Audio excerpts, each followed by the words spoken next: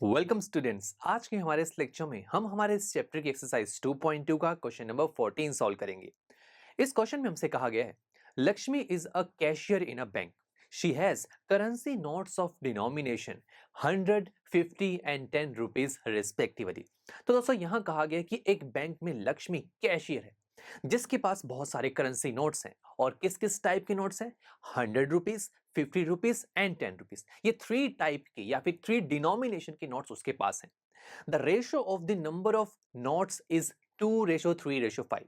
यानी कि ये जो थ्री टाइप के नोट्स लक्ष्मी के पास है, that is 100 rupees, 50 rupees and 10 rupees. तो नंबर ऑफ नोट्स जो उसके पास हैं, 100 रुपीज के नोट्स जो जितने हैं, 50 के कितने हैं और 10 के कितने हैं, इन सभी नंबर ऑफ नोट्स की रेशियो हमें गिवन है, that is 2:3:5। The total cash with Lakshmi is 4 lakh rupees. यानी कि टोटल अभी जो करेंसी है सबको मिलाकर जो टोटल मनी है वो है 4 lakh rupees. How many notes of each denomination does she have? अब हमें बताना है कि लक्ष्मी के पास 100, 50 एंड 10 रुपीज के कितने नोट्स हैं। ये चीज हमें बतानी है। इंटरेस्टिंग है दोस्तों।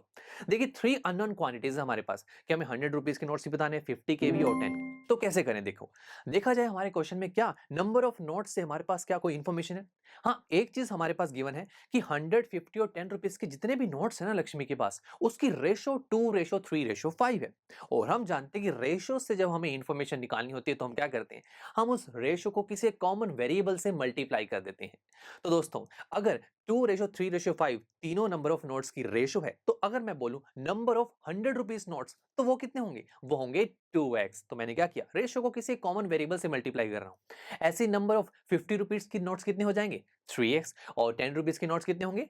5x। और हाँ, अगर आप इनकी रेशो भी लेंगे, देखिए रेशो कैसे लेते हैं हम, 2x ratio 3x ratio 5x, right. अब तीनों तरफ x है, कॉमन है, कैंसिल आउट हो जाएगा, तो क्या मिलेगा? 2:3:5। बात तो वही है दोस्तों, बस किसी कॉमन वेरिएबल से मल्टीप्लाई करके हम रेशो से कुछ इंफॉर्मेशन निकाल सकते हैं ताकि हम अपनी कैलकुलेशंस को आगे बढ़ा सकें।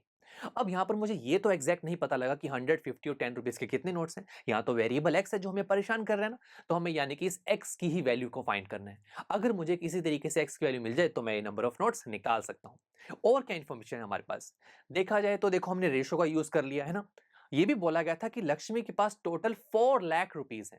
यानी कि जो नोट्स हैं 2x, 3x एंड 5x, इनसे जो मनी बनेगी उनका सम 4 लाख रुपीज है। यानी कि अभी मेरे पास नंबर ऑफ नोट्स की इंफॉर्मेशन है और क्वेश्चन में मेरे पास क्या इंफॉर्मेशन है? रुपीज की, 4 लाख रुपीज है। तो नंबर ऑफ नोट्स और अमाउंट, इनको कंपेयर कैसे किया जाए? तो देखो, इसे एक एग्जांपल से समझो। अगर आपके पास 5 रुपए का एक कॉइन है तो आपके पास टोटल कितने पैसे हैं? 5 रुपीज। अगर 5 रुपीज के दो कॉइन्स है तो टोटल कितने पैसे हैं? 5 इंटू 2, 2 टाइम है ना 5, तो 5 इंटू 2 इज 10 रुपीज। सिंपल। अब जरा यहां आ जाइए, 100 रुपीज के कितने नोट्स हैं? 2x। तो टोटल करेंसी कितनी होगी 100 की हेल्प से, 100 रुपीज नोट्स की हेल्प से टोटल पैसे कितने बनेंगे?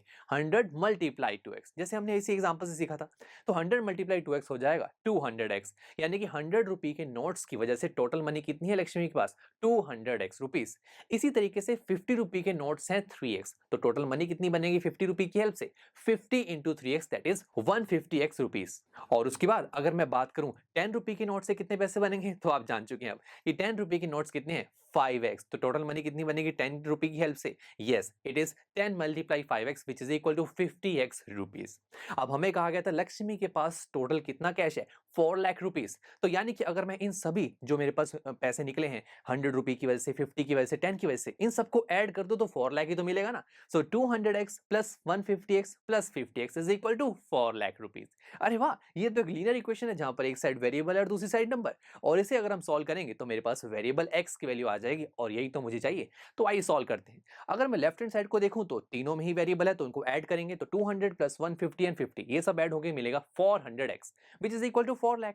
अब x की वैल्यू चाहिए तो 400 को हम दूसरी तरफ ले जाएंगे और ये डिवाइड में जाएगा बिकॉज x के साथ मल्टीप्लाई में। अब स्टूडेंट देखिए, नीचे वाले दो जीरो है, ऊपर वाले दो जीरो से कैंसिल आउट हो जाएंगे। और 4 जब 4000 को डिवाइड करेगा तो x की वैल्यू आ जाएगी 1000। अब जरा फाइंड करते हैं हम नंबर ऑफ नोट्स। आइए शुरू करते हैं।